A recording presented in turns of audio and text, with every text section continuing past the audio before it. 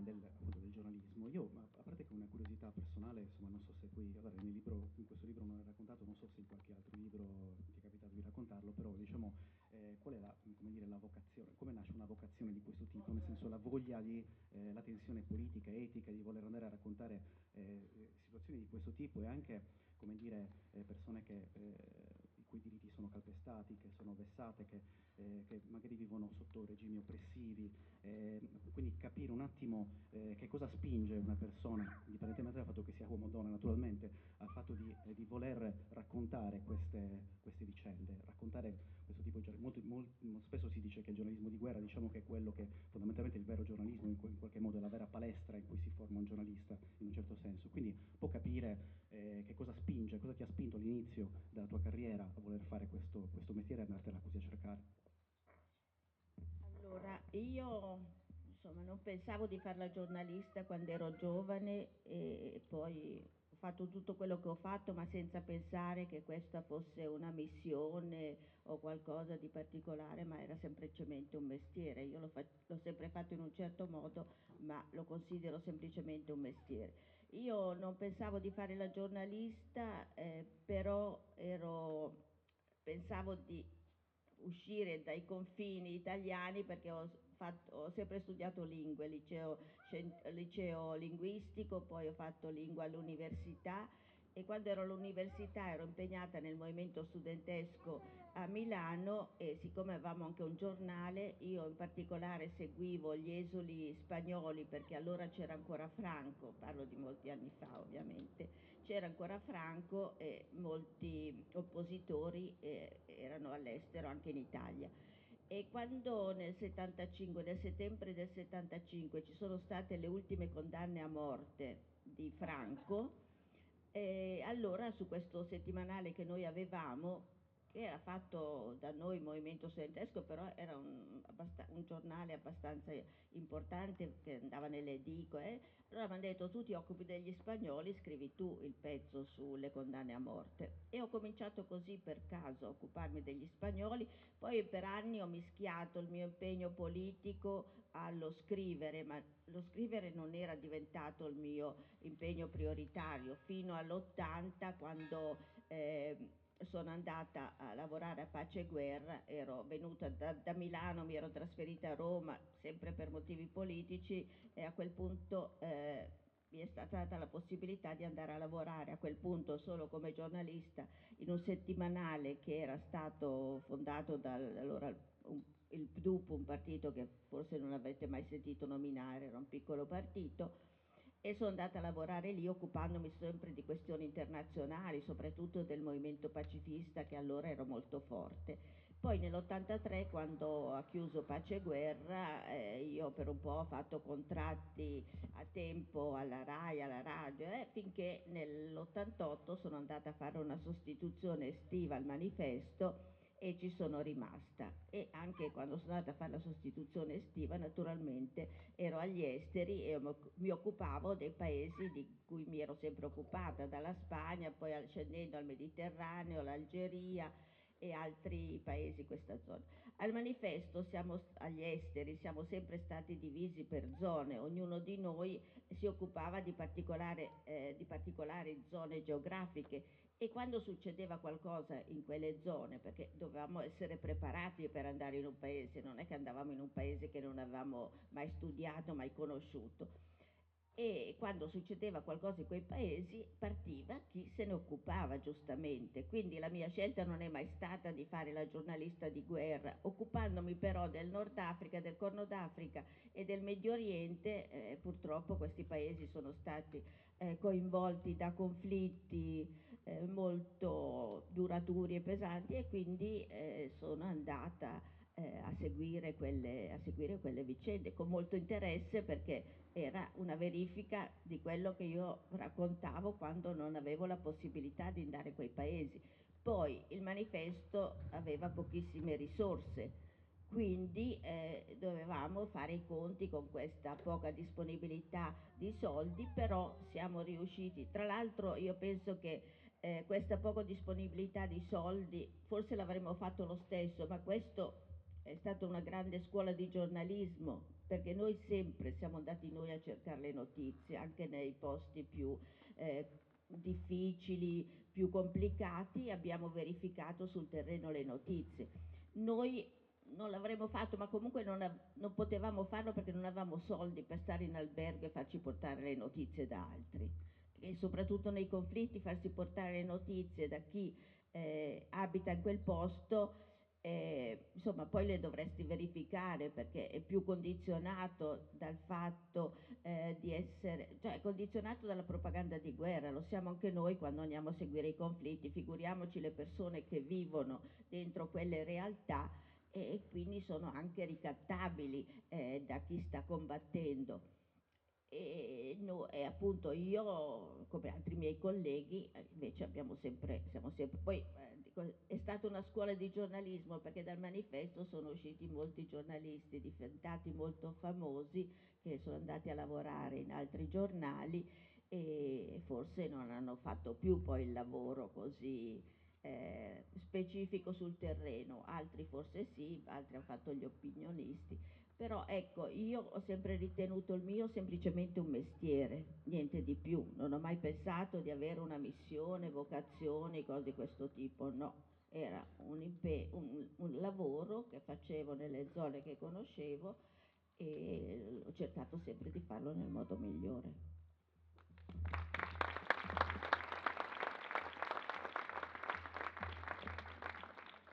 Tra l'altro nel libro ogni tanto c'è qualche accenno al fatto di qualche collega che rimaneva magari in albergo, non si spostava molto e invece appunto, tu andavi in qualche modo ti spostavi, avevi proprio la necessità di spostarti perché di fatto le notizie erano da altre parti, bisognava veramente andare a consumare le suole le scarpe, come si dice con la retorica, diciamo così, del giornalista, però di fatto è così effettivamente. Io vorrei rimanere un attimo sul giornalismo, non per fare una discussione tra addetti ai lavori, ma perché parlare di giornalismo secondo me significa anche di parlare di un tema che è di rilevanza pubblica incredibile, soprattutto quando parliamo di giornalismo legato ai conflitti,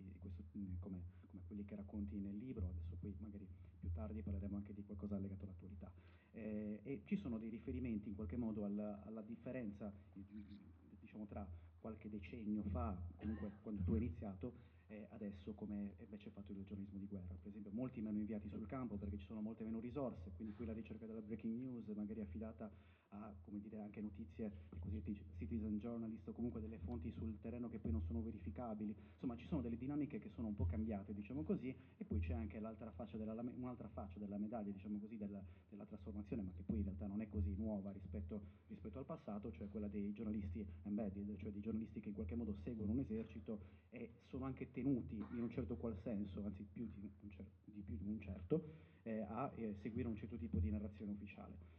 Quindi capire un attimo appunto come vedi queste trasformazioni e quanto sono rilevanti poi alla fine in termini di ricezione per i cittadini di una, adesso verità è una parola troppo grossa, però comunque è una ricostruzione più onesta a volte dei fatti. Sì, siccome io racconto viaggi in paese, insomma, viaggi che sono durati 30 anni più o meno, tutto il periodo che io ho lavorato seguendo questi conflitti, si vede attraverso il libro anche i cambiamenti del modo di fare informazione, ovviamente cambiamenti che sono stati determinati dalla disponibilità di maggiori tecnologie e facilitazioni, ma anche cambiamenti molto sostanziali. Allora, se ricordiamo, insomma, è sempre stato ricordato che i giornalisti hanno avuto un grande ruolo durante la guerra del Vietnam per fare cambiare l'opinione pubblica americana e questo poi ha determinato anche le sorti di quella guerra. E successivamente proprio gli americani, siccome ricordavano benissimo quello che era successo col Vietnam, cercavano di non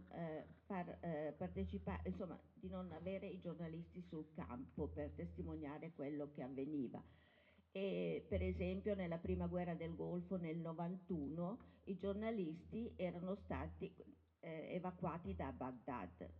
Qualche giorno in più era rimasto Stefano Chiarini del Manifesto e Peter Arne del CNN, avevamo visto così le prime immagini dei bombardamenti, ma poi erano stati evacuati anche loro e l'informazione avveniva attraverso le veline dei militari che partivano, bombardavano, tornavano, missione compiuta, tanto nessuno poteva vedere le vittime era il periodo in cui si parlava anche di armi intelligenti, che poi intelligenti non sono mai state, e comunque lì l'informazione era completamente, l'informazione sul campo non c'era. E successivamente, adesso vado a grandi linee naturalmente perché non possiamo analizzare tutto, ma comunque nella seconda guerra del Golfo nel 2003, quando gli americani hanno invaso l'Iraq sostenendo che aveva le armi di distruzione di massa, invece non le aveva Saddam Hussein. Comunque in quell'occasione, nonostante le nostre ambasciate abbiano cercato di fare di tutto per mandarci via, noi che già stavamo a Baghdad, che eravamo qualche centinaio, la maggior parte di noi non ha voluto partire e non era disposta a partire perché avevamo deciso che quella volta avremmo visto l'effetto dei bombardamenti, l'effetto di quella guerra, e siamo rimasti. Però non eravamo gli unici giornalisti sul campo, perché con gli americani, con l'esercito americano, sono arrivati i giornalisti cosiddetti embedded, cioè quelli che vengono in qualche modo incorporati nell'esercito, prima vengono addestrati, poi viene verificato la loro abilità a seguire l'esercito e poi devono accettare un accordo in base al quale non possono pubblicare notizie che possono essere importanti dal punto di vista militare o strategie militari, che è una censura di fatto, appartiene alla militarizzazione dell'informazione. Allora, per esempio, i giornalisti britannici che scrivevano gli articoli in quelle condizioni, sotto il pezzo scrivevano che era fatto da un giornalista embedded. Non è mai successo ai giornalisti italiani, perché almeno dava la consapevolezza a chi leggeva di sapere che erano articoli fatti con quelle condizioni imposte dagli eserciti. Gli italiani non l'hanno mai fatto, e racconto un fatto particolare che fa vedere come i giornalisti embedded hanno condizionato l'informazione quando sono arrivati a Baghdad, a parte il fatto che loro sono arrivati con vestiti con la divisa color khaki come i militari e arrivavano sui blindo americani e facevano un certo effetto, soprattutto per noi che eravamo a Baghdad. Tra l'altro gli americani a noi non hanno mai voluto dare il tesserino, riconoscerci come giornalisti, quindi alla fine noi esibivamo quasi con orgoglio il nostro cartoncino che ci avevano lasciato gli iracheni prima di scappare anche loro. E, e dicevo che c'è stato un fatto molto significativo. Quando gli americani sono entrati, hanno concluso la loro occupazione di Baghdad, sono entrati in una piazza principale che si chiama Piazza Firdaus, che vuol dire paradiso, e sulla quale si affacciano due dei principali alberghi di Baghdad, dove c'erano tutti i giornalisti. Allora arrivano gli americani e in quella piazza, al centro di quella piazza, c'era una grande statua di Saddam Hussein. In tutte le piazze c'era Saddam Hussein, ma lì in particolare era una piazza molto grande, quindi la statua anche era molto grande. Allora arrivano gli americani e decidono di abbattere quella statua. E ad assistere c'erano vari giornalisti, quindi qualche centinaio di giornalisti, un po' di collaboratori iracheni, ma insomma il resto degli iracheni erano chiusi in casa perché non sapevano cosa sarebbe successo. E però è cominciata a circolare la notizia che gli iracheni esultavano per l'arrivo degli americani. Allora, stavo scendendo le scale per andare appunto a vedere cosa stava succedendo, mi ha chiamato una radio della RAI e mi dice ci devi raccontare l'esultanza degli iracheni per l'arrivo degli americani. Beh, ho detto io non vedo nessun iracheno che sta esultando, ma come la televisione sta dicendo che gli iracheni esultano per l'arrivo degli americani. Ho detto, vabbè, se qualcuno lo racconta, fatevelo raccontare da loro perché io non vedo questo, non c'è questo e quindi io non ve lo racconto. E vabbè, poi gli americani hanno tirato giù con un cappio legato a un carro armato, la cosa, hanno tirato giù la statua, all'inizio avevano anche issato una bandiera americana, poi sembrava un po' troppo, quindi hanno messo una bandiera irachena, ma la notizia che è circolata in tutto il mondo è stato che gli iracheni esultavano per l'arrivo degli americani. E questa notizia, secondo una ricerca fatta dopo dalla Columbia University, è risultato che per 2 giorni questa notizia è stata diffusa in questo senso: ogni 7 minuti dalla CNN, ogni 4 minuti dalla Fox News. E comunque in tutto il mondo è circolata questa versione dei fatti. Chi ha voluto invece dare una versione che corrispondesse alla realtà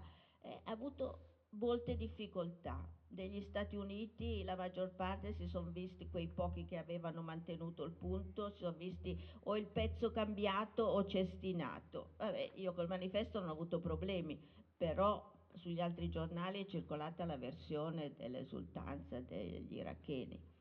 Allora, questo fa capire che se, insomma, se l'informazione è così influenzata dai militari e i giornalisti in qualche modo accettano, perché l'hanno accettata quasi tutti, questa,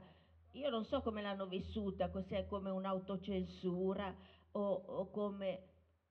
non so, o ci hanno creduto, ma non era la verità. Io non penso di avere la verità in tasca, ma le cose che vedevo le raccontavo, non è che mi inventassi delle cose. Eppure è stato così. Dopo qualche anno, un paio d'anni, ho trovato finalmente un video fatto da un giornalista americano che dimostra, prima fa la ripresa dietro come avevano fatto tutti, tra l'altro le riprese bastava stringere l'obiettivo, ti facevano vedere molta più gente di quanta ci fosse in realtà. E poi lui però era girato dall'altra parte, aveva ripreso tutti gli spettatori facendoli vedere in faccia e si vedeva che non c'erano iracheni, o c'era qualche faccia di iracheni, ma la maggior parte invece erano giornalisti occidentali.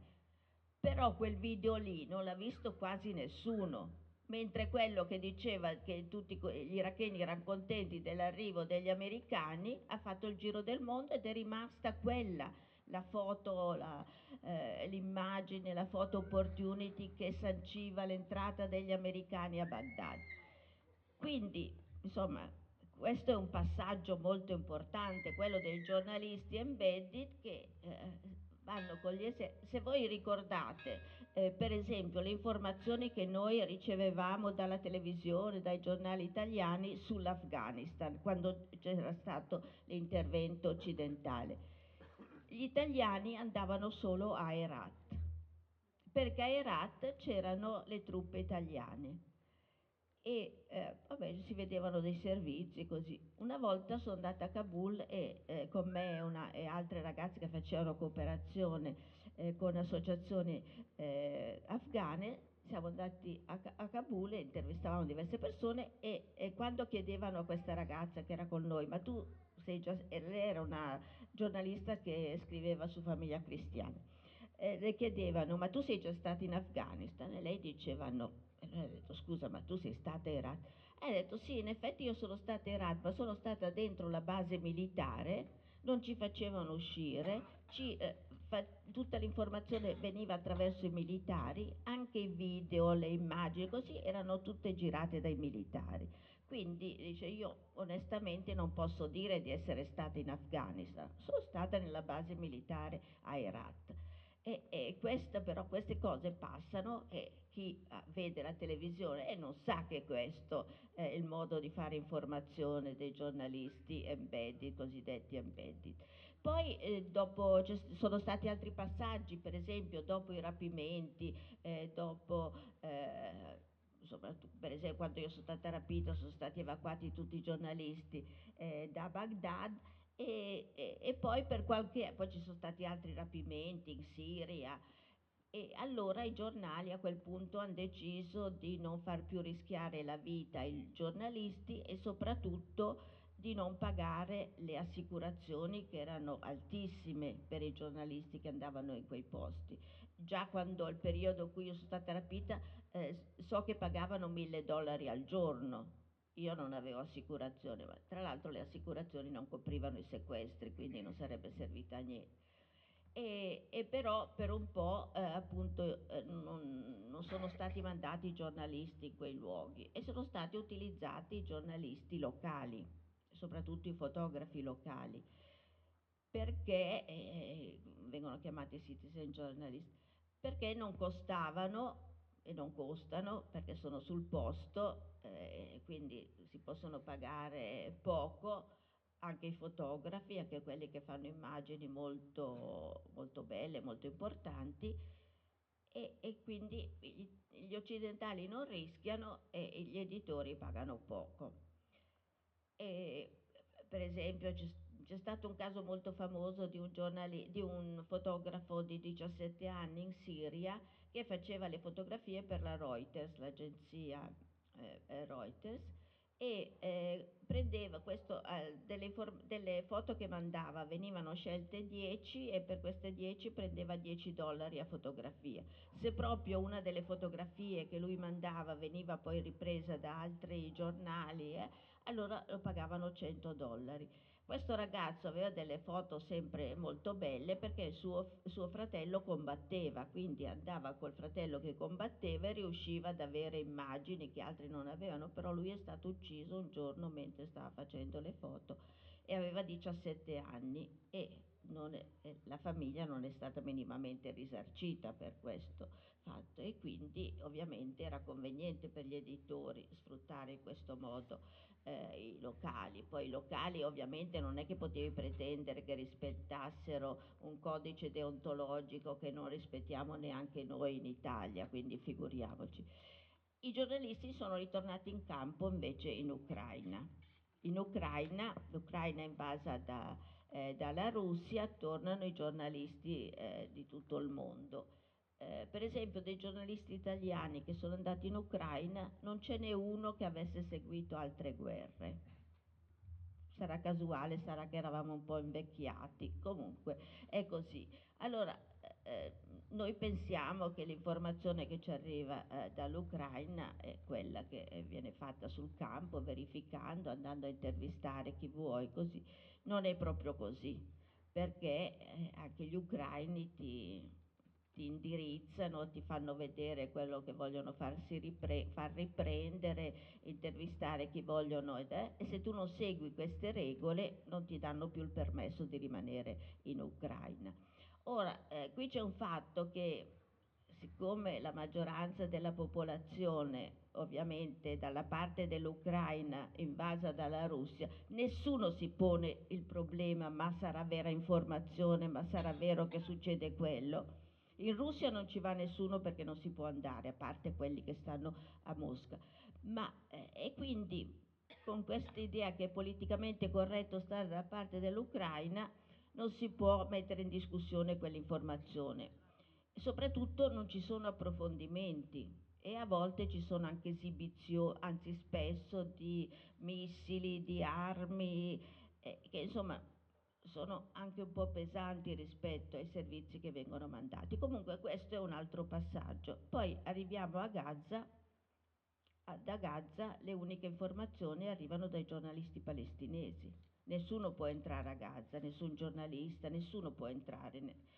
E di occidentali, di non palestinesi ci sono solo le ONG e qualcuno delle ONG ovviamente infatti fa testimonia, racconta, però la maggior parte delle informazioni e le immagini così arrivano dai palestinesi. Il problema è che i palestinesi che fanno informazione anche se hanno il giubbotto press sulla macchina eccetera, però non vengono rispettati dagli israeliani. Gli israeliani colpiscono tutti i palestinesi dicendo che sono Hamas e bombardano, uccidono i giornalisti perché anche loro sono ritenuti pro Hamas, come se tutti fossero, diciamo così, solidali. Ora, non è che si vedono molte differenze adesso a Gaza, d'altra parte è difficile vedere delle differenze nelle posizioni della popolazione, perché quando la popolazione è sotto i bombardamenti, il proprio territorio viene raso al suolo, le differenze ovviamente si assottigliano.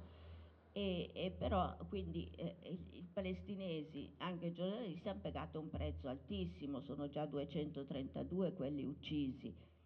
e almeno negli ultimi calcoli che avevo visto. Quindi è un prezzo mai pagato dai giornalisti in una guerra. E però adesso comincio a sentire, a volte quando presento il libro, qualcuno dice: ah, ma sarà vero? Se le informazioni arrivano dai palestinesi, come facciamo a credere che sia vero? Ora che il fatto che Gaza sia stata rasa al suolo mi sembra purtroppo incontestabile, perché cioè, è quello che c'è. Tutte le immagini che arrivano dimostrano quello che vediamo: i bambini che vengono uccisi quando vanno a cercare acqua o pane. Insomma, stanno succedendo delle cose terribili, è un vero e proprio genocidio, anche se molti non hanno il coraggio di dirlo, perché è veramente terribile. Io penso che l'informazione sia morta a Gaza.